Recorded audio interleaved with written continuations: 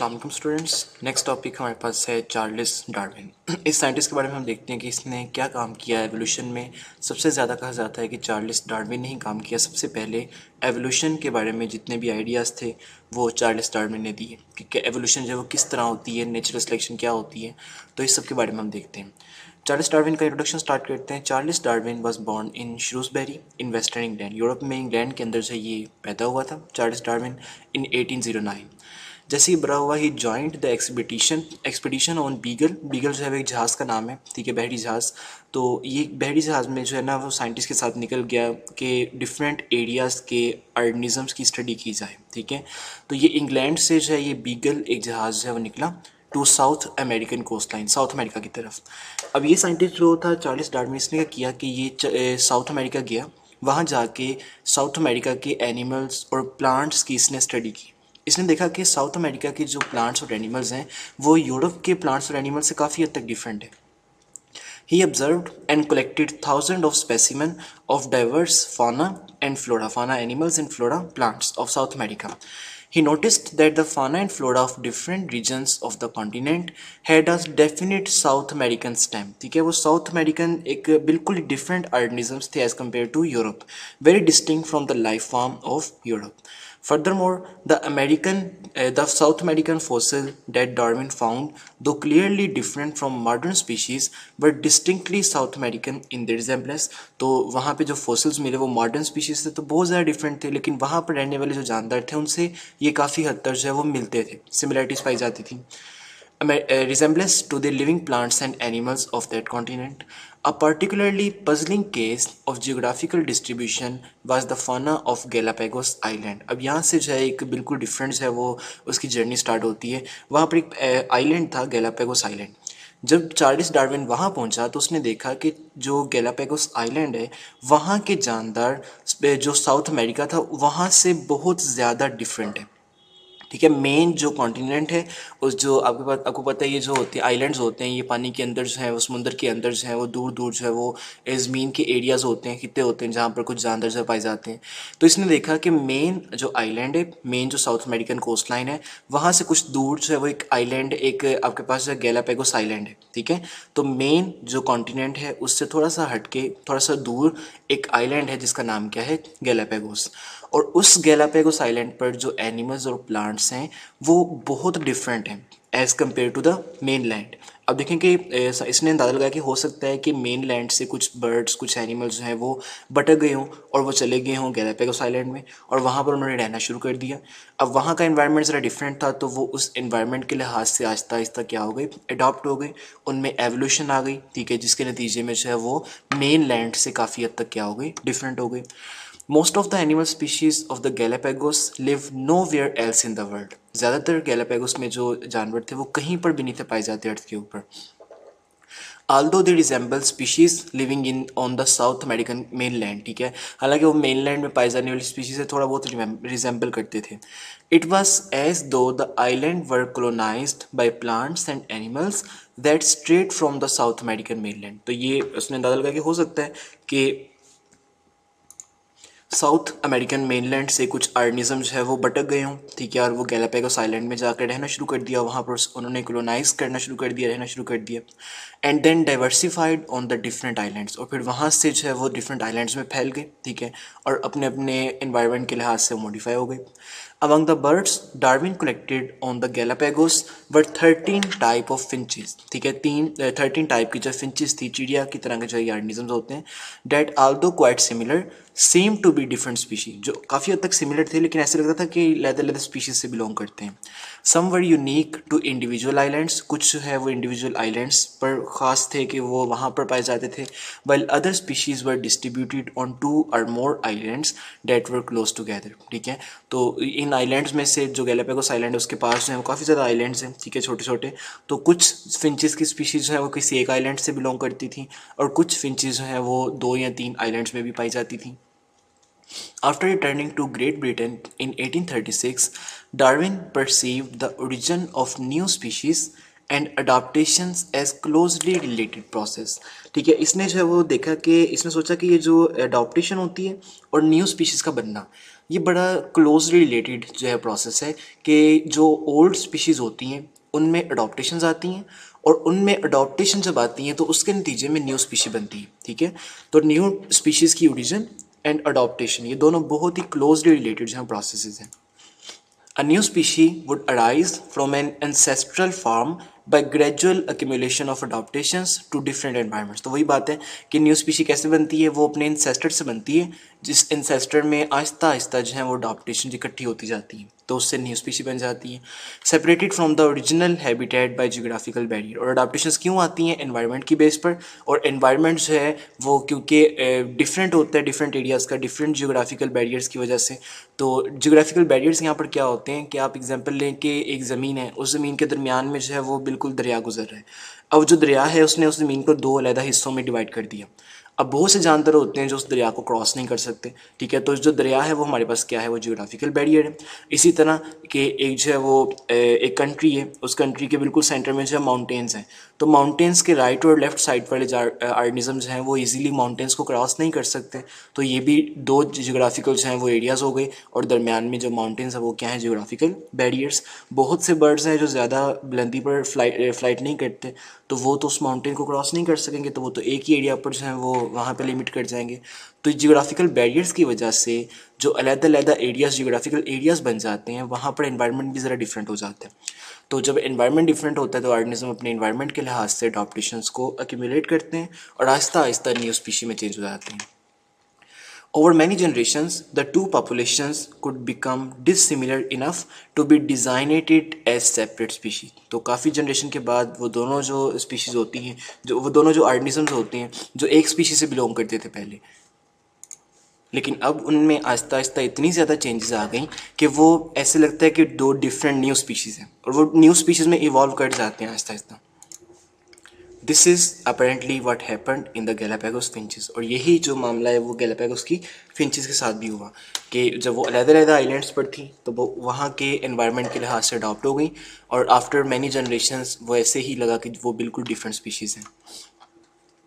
Further हम देखते हैं, by the early 1840s Darwin had worked out the major features of his theory of natural selection as the mechanism of evolution. तो 1840s तक उसने अपनी जो थ्योरी थी mechanism of evolution as natural selection, ठीक है, उसके बारे में काफ़ी हद तक जो है डाटा इकट्ठा कर लिया। इन 1844 Darwin wrote a long essay on the origin of species and natural selection. But before it could be published, Alfred Wallace, a young naturalist working in the East Indies, developed a theory of natural selection essentially identical to Darwin। तो Darwin के paper publish होने से पहले पहले जो वेलिस था उसने अपना जो है वो पेपर पब्लिश कर दिया, वो भी ऑलमोस्ट सेम था। Wallace's paper, along with extracts from the Darwin's unpublished 1844 essay, were presented to the Linnean Society of London। ठीक है, लंदन में लीनियन सोसाइटी, केरलस लीनियस की जो सोसाइटी, मतलब साइंटिस्ट की सोसाइटी को जो है वो सारा कुछ प्रेजेंट किया गया on the July 1, 1858। Darwin quickly finished The Origin of Species and published it the next year। In this book, Darwin developed two main points, और अपनी बुक में उसने दो मेन पॉइंट्स को जो है वो हाईलाइट किया। अब देखें, इसका नाम आपने याद रखना है, origin of species by natural selection. ठीक है, नेचुरल सिलेक्शन से ही न्यू स्पीशीज है वो राइज करती हैं। अब इसका मतलब क्या है, अब थोड़ा सा हम इंट्रोडक्शन ले लेते हैं कि नेचर उसी ऑर्गेनिज्म को सिलेक्ट करती है जो स्ट्रॉन्ग होता है। ठीक है, जो वीक ऑर्गेनिजम्स होते हैं नेचर उसको सिलेक्ट नहीं करती। ठीक है, तो जो स्ट्रॉन्ग होता है वो उस नेचर उसको सिलेक्ट करती है, वो ज़िंदा रहता है, वो रिप्रोड्यूस करता है, अपनी नस्ल को आगे बढ़ाता है, और उसी की जीन्स हैं वो आगे अगली नस्लों में जाती हैं। ठीक है, और जो वीक होता है वो रिप्रोड्यूस नहीं करता, आस्ता आस्ता उसकी डेथ होती जाती है। ठीक है, तो वो एक्सटिंक्ट हो जाता है। तो जो वीक पर्सन होता है वो जो आस्ता आस्ता जो है वो एक्सटिंक्ट हो जाता है। ठीक है, वो आगे से रिप्रोड्यूस नहीं कर सकता। तो नेचर जो है वो सिलेक्ट कर रही है सिर्फ फिटेस्ट को, जो स्ट्रॉन्गेस्ट होगा उसको नेचर जो है सेलेक्ट करती है, और वही जो है उसकी नस्ल जब आगे बढ़ती है तो हम कहते हैं कि नेचुरल सिलेक्शन से जो है वो वीक ख़त्म हो गई और जो स्ट्रॉन्ग थे वो सर्वाइव कर गए, और आस्ता आस्ता उन्हीं की जीन्स हैं वो मॉडिफाई होंगी और एनवायरनमेंट में सर्वाइव करने के लिए जो अडॉप्ट हो जाएंगी। तो दो पॉइंट्स थे डार्विन की थ्योरी के, उसके हम देखते हैं। Descent with modification. Darwin believed in perceived unity of life. Darwin believe करता था कि जितने भी जानदार हैं वो एक सिंगल ऑर्गेनिज्म से बने। आहिस्ता आहिस्ता जो उनमें एवोल्यूशन हुई है, with all the organisms related through descent from some common ancestors. तो जितने भी जानदार हैं वो किसी ना किसी कॉमन एंसेस्टर से ही निकले हैं, ठीक है। डिसेंट हम कहते हैं जो आगे से नस्ल होती है, और एंसेस्टर जो आबाउजदाद होते हैं, that live in the remote past. तो वो एंसेस्टर जो पुराने ज़माने में रहते थे उन्हीं में अडॉप्टेशन आई है और उन्हीं से जो है वो आज के डिसेंट बने हैं। In the Darwinian view the history of life is like a tree. अगर हम एक ट्री बिल्ड कर लें और उसकी बेस पर एंसेस्टर हो, उसकी ब्रांचेज हैं वो न्यू डिसेंडेंट को जो शो कर रही हूँ, with multiple branches and rebranching from a common trunk all the way to the tip of the living twigs, ठीक है। तो ये लगातार जो है वो ब्रांचेज की बढ़ती जाएंगी जैसे जैसे नस्ल आगे बढ़ती जाएगी। Symbolic of the current diversity of organisms. At each fork of the evolutionary tree is an ancestor common to all lines of evolution branches that from that fork। इसके बारे में जो है वो हम जो है वो यूँ अंदाज़ा लगा सकते हैं कि एक ट्री है, अब उसकी ट्री की एक तो ट्रंक हो गया जो मेन एंसेस्टर है, उस ट्रंक से फॉर एग्जांपल 10 जो है वो ब्रांचेस निकल रही हैं, ठीक है। और एक ब्रांच के ऊपर से मज़ीद आगे से 10 ब्रांचेस निकल रही हैं, ठीक है। तो जो एक ब्रांच होगी वो भी अगेन अनसेस्टेड है उन 10 ब्रांचेस का, फर्दर 10 ब्रांचेस का, ठीक है। तो यूँ जो है वो अनसेस्टेड से डिसेंडेंट, फिर वो डिसेंडेंट जो है वो भी किसी ना किसी के अनसेस्टेड होंगे, उनसे फिर आगे से डिसेंडेंट। तो ये काम सब यूँ चलता रहता है, ठीक है। और आज तक जो है वो हम ये अपना फैमिली ट्री बना सकते हैं। अगर हमारे पास कंप्लीट नॉलेज हो तो हम अपना भी फैमिली ट्री बना सकते हैं, लेकिन क्योंकि हमारे पास इतनी नॉलेज नहीं होती हम ज़्यादा दूर तक नहीं जा सकते। अगर हमारे पास नॉलेज हो तो साइंटिस्ट कहते हैं कि जब आप फैमिली ट्री बनाना शुरू करोगे तो तमाम जितने भी जानदार हैं वो एंड पर जाकर एक सिंगल एंसेस्टर पर ही ख़त्म होंगे। दूसरा पॉइंट डार्विन का हम देखते हैं, natural selection and adaptation. Darwin suggested that populations of individual species become better adapted to their local environments through natural selection। तो नेचुरल सिलेक्शन के थ्रू जो है वो पॉपुलेशन बेटर अडॉप्टेड हो गई इन्वायरमेंट में, कि नेचर ने उसी को सिलेक्ट किया जो फिट था, तो वो डेफिनेटली इन्वायरमेंट में सर्वाइव कर गया easily. Darwin's theory of natural selection was based on the following observation. First one, production of more individuals than the environment can support lead to the struggle for existence among individual of a population। जब ज़्यादा individual हो जाते हैं environment में, एक environment है जो 100 peoples को अफोर्ड कर सकता है, अगर वहाँ पर 200 हो जाएंगे तो डेफिनेटली खाना कम हो जाएगा, तो फिर वो 200 पीपल आपस में कम्पीट करेंगे, और जो स्ट्रॉन्ग होगा उसको खाना मिलेगा, जो वीक होगा उसको खाना नहीं मिलेगा। only a fraction of offspring surviving each generation। तो हर जनरेशन में कुछ ऑर्गेनिज्म जो जस्ट सर्वाइव करते हैं। Survived in the struggle for existence is not random. ये रैंडम नहीं होती बल्कि but depends in part on the heredity constitution of the surviving individual. उस इंडिविजुअल के जीन पर डिपेंड करता है, वो जीन्स जितनी अच्छी होंगी इंडिविजुअल उतनी बेहतर तरीके से सर्वाइव कर सकते हैं। Those individuals whose inherited characters मतलब genes fit them best to the environment are likely to leave more offspring than the less fit individual। तो जो organisms हैं वो ज़्यादा जिनकी जीन्स अच्छी हैं वो डेफिनेटली रिप्रोड्यूस करेगा, तो ज़्यादा उनके बेबीज़ होंगे, वो ज़्यादा आगे से अपनी नस्ल जो है वो छोड़ेगा as compare to weak one. This unequal ability of organisms to survive and reproduce will lead to a gradual change in the population। अब देखेंगे जो फिट है वो रिप्रोडक्शन जो है वो कर रहा है, उसकी नस्ल बढ़ रही है, जो वीक है वो नहीं कर रहा, ठीक है। तो आस्ता आस्ता वीक लोग जो है वो ख़त्म होते जाएंगे, with favorable characteristics accumulating over the generation thus leading to the evolution of the new species। तो आस्ता आस्ता जो है वो उससे न्यू नस्ल बनती जाएगी और उनमें चेंजेस आते जाएंगे और एक न्यू स्पीशीज़ है वो इंट्रोड्यूस हो जाएगी। तो ये हमारे पास 2 पॉइंट्स थे डार्विन के, ठीक है, जिसमें जो है वो उसने एक्सप्लेन किया, अपनी बुक जो है वो उसको लिखा और उसमें जो है ये दोनों चीज़ें एक्सप्लेन की कि नेचुरल सिलेक्शन होती है, नेचुरल सिलेक्शन के नतीजे में ही आहिस्ता आहिस्ता जो डिसेंट बनते हैं, जो ऑफस्प्रिंग बनते हैं, उनमें मॉडिफिकेशंस आती जाती हैं और वो मॉडिफिकेशन उनको इन्वायरमेंट में सर्वाइव करने में हेल्प करती हैं, और वही मॉडिफिकेशन जो आगे नस्ल है उसको Aahista Aahista generation after generation एक न्यू स्पीशी में भी चेंज कर देती हैं। उसके बाद हम देखेंगे न्यू डार्विनिज्म। इसी जो थॉट थी डार्विन की थॉट थी उसी को थोड़ा सा चेंज किया गया, उसमें डिफरेंस है वो मज़ीद जो है वो एविडेंसेस डालकर, ठीक है, उसको मज़ीद जो है वो थोड़ा सा चेंज किया गया। चीज़ वही है लेकिन उसमें जो है एविडेंसेस थोड़े मज़ीद ऐड कर दिए गए हैं, तो उसका नाम हमने दे दिया new Darwinism. The modern evolutionary synthesis, modern तरीके के लिहाज से जो है वो इसको सिंथेसाइज किया गया। इसके बारे में देखते हैं। The origin of species convinced most biologists that species are product of evolution। इस बुक ने बहुत से साइंटिस्ट को जो है वो एग्री कर लिया कि हाँ ये एवोल्यूशन होती है। An important turning point of evolutionary theory was birth of population genetics। और जब पॉपुलेशन जेनेटिक्स इंट्रोड्यूस करवाई गई तब एक बिल्कुल टर्न आ गया एवोल्यूशन थ्योरी में। किस तरह आया? Which emphasises the extensive genetic variation within a population and recognise the importance of quantitative characters. अब जो पॉपुलेशन जेनेटिक्स है इसने जो है वो जब आई तो इसने पॉपुलेशन के अंदर जो जेनेटिक वेरिएशन है उसको प्रूव किया कि जेनेटिक वेरिएशन बहुत ज़्यादा है और किस तरह जो है वो इंडिविजुअल से जो जीन्स हैं जो करेक्टर्स हैं वो आगे नस्लों में जाते हैं। With progress in population genetics in 1930, Mendelism and Darwinism were reconciled।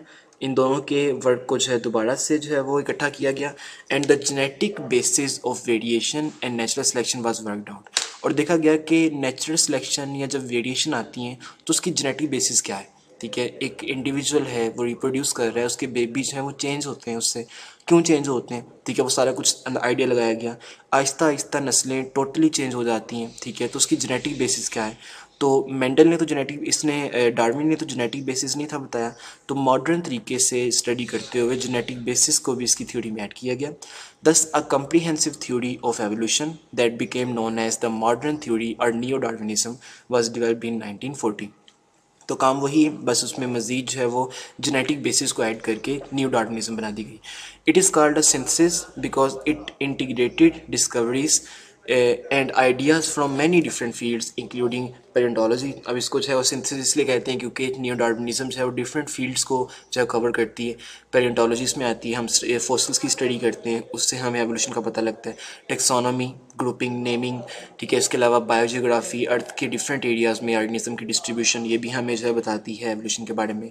End of course population genetics. और पॉपुलेशन जेनेटिक्स डेफिनेटली, तो ये सारी चीज़ें जो है वो कलेक्टिवली हमें नियो डार्विनिज्म्स की डिटेल बताती हैं। ठीक है, उसकी एवोल्यूशनरी थ्योरी को जो है वो प्रूव करने में हेल्प करती है। नेक्स्ट हम देखते हैं कि एविडेंसेस क्या है एवोल्यूशन की। एवोल्यूशन जब होती है तो ठीक है, साइंटिस्ट कह रहे हैं हो रही है। अब उनको जब साइंटिस्ट को कोई भी बात की जाती है तो डेफिनेटली वो एविडेंस मानते हैं कि हमें इसका क्या सबूत है कि ये वाकई काम होता है। तो एविडेंसेस कुछ हम जो है नेचर में मिलते हैं, उनके बारे में हम देखते हैं। Evolution leaves observable science. Evolution जब होती है तो उसके साइन हमें पता लगते हैं कि वाकई एवोल्यूशन हो रही है नहीं हो रही। Darwin's theory of evolution was mainly based on the evidence from geographical distribution of species. Darwin ने किस तरह बताया था? उसने तो ये बताया था कि अर्थ के डिफरेंट एरियाज़ में, साउथ अमेरिका मेनलैंड में ऑर्गेनिजम्स कैसे हैं, गैलापागोस आइलैंड में कैसे हैं। तो जियोग्राफिकल डिस्ट्रीब्यूशन ऑफ स्पीशीज़ के लिहाज से डार्विन ने एवोल्यूशन को सपोर्ट किया था। And from the fossil record, और डार्विन ने फॉसिल्स की स्टडी की थी कि जो फॉसिल्स हैं जो उसको मिले, जैसे जैसे फॉसिल्स की स्टडी की गई तो उन्होंने देखा कि फॉसिल्स हैं वो मेनलैंड से मिलते हैं या गैलापागोस आइलैंड से मिलते हैं, उनमें रिलेशनशिप क्या है। तो डार्विन का काम जो है जियोग्राफिकल डिस्ट्रीब्यूशन और फॉसिल रिकॉर्ड पर बेस्ड था।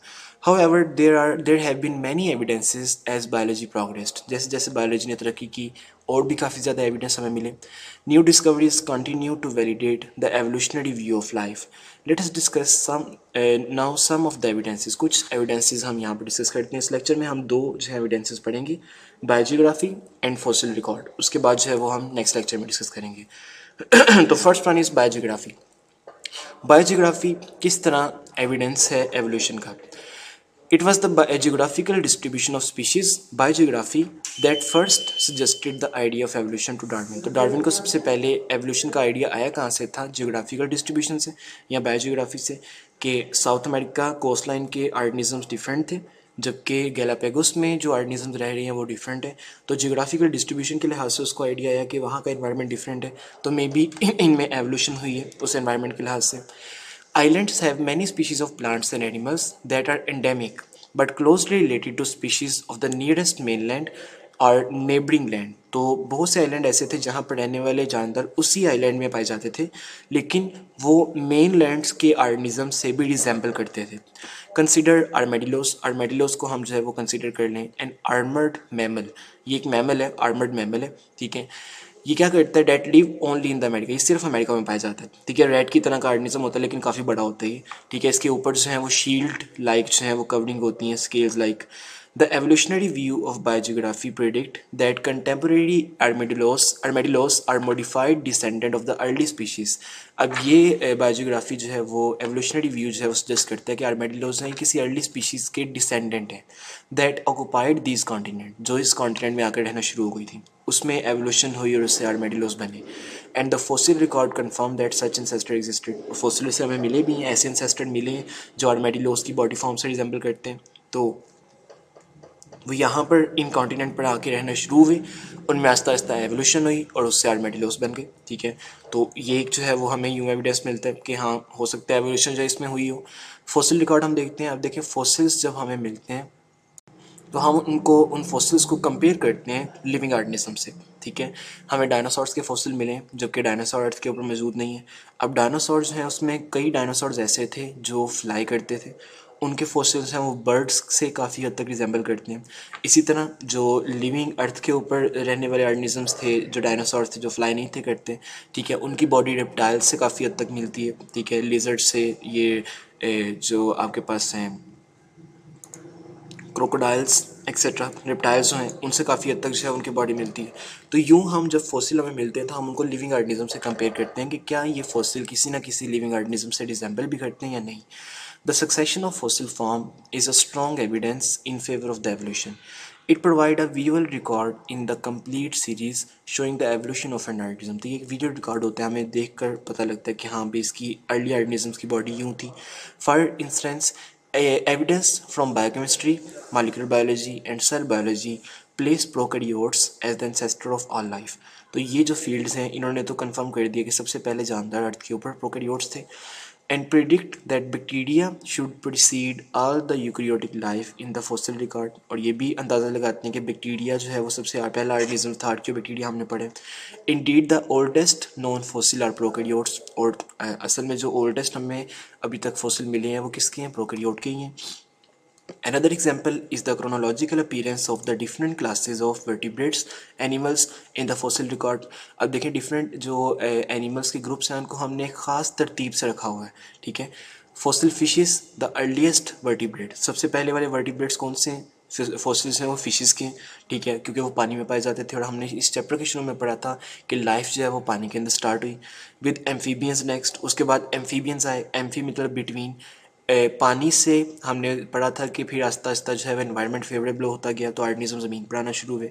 तो फिशेस से किन की डेवलपमेंट हुई, एम्फीबियंस की, जो पानी में भी रह सकते हैं और ज़मीन में भी. उसके बाद रेप्टाइल्स आए जो ज़मीन के ऊपर रहते हैं. फिर मैमल्स आए और बर्ड्स आए, ये हाईली अडॉप्टेड ऑर्गेनिजम्स हैं. This sequence is constant with the history of vertebrate descents. ठीक है, और ये जो हिस्ट्री है आपके पास जो सीक्वेंस है fishes, amphibians, reptiles, mammals, birds, ये एवोल्यूशन को शो कर रहे हैं. और ये फॉसिल रिकॉर्ड भी हमें इस तरह के मिले. इनके फॉसिल्स को स्टडी किया जाए तो उनकी जो डेट है वो भी बिल्कुल ऐसे है कि ओल्डेस्ट फॉसिल्स हैं वो फिशेस के, then amphibians, reptiles, so on.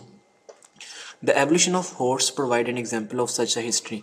और हॉर्स की एवोल्यूशन, हॉर्स जो है वो सबसे पहले एक डॉग साइज एनिमल था. ठीक है, इसकी एवोल्यूशन अगर आप पढ़ें तो सबसे पहले जो एक्वस उसका नाम था, बिल्कुल छोटा सा जो डॉग साइज ऑर्गेनिज्म था. और फिर आहिस्ता आहिस्ता इसमें एवोल्यूशन आई. ठीक है, और इसका साइज़ बड़ा होता गया, इसका ब्रेन डेवलप हुआ. ठीक है, इसकी बॉडी जो है वो डेवलप हुई. तो हॉर्स के एवोल्यूशन के हमें जो है वो उसके भी मिलते हैं, फॉसिल्स मिलते हैं कि हॉर्स की पहली जो बोन्स थी बहुत छोटी छोटी थी, आहिस्ता आहिस्ता जो है वो बड़ा हुआ और उसकी करंट फॉर्म जो है वो वजूद में आई. तो ये फॉसिल रिकॉर्ड हमें किसी ऑर्गेनिज्म की लाइफ हिस्ट्री के बारे में बताते हैं. एवोल्यूशन के बारे में भी काफ़ी हद तक जो है वो डिटेल्स है वो शो करते हैं. यहाँ तक ही हम जो है वो दो पॉइंट्स हम देखेंगे एविडेंस ऑफ एवोल्यूशन के. नेक्स्ट लेक्चर में जो है वो हम इसको टॉपिक को कंप्लीट करेंगे इंशाल्लाह.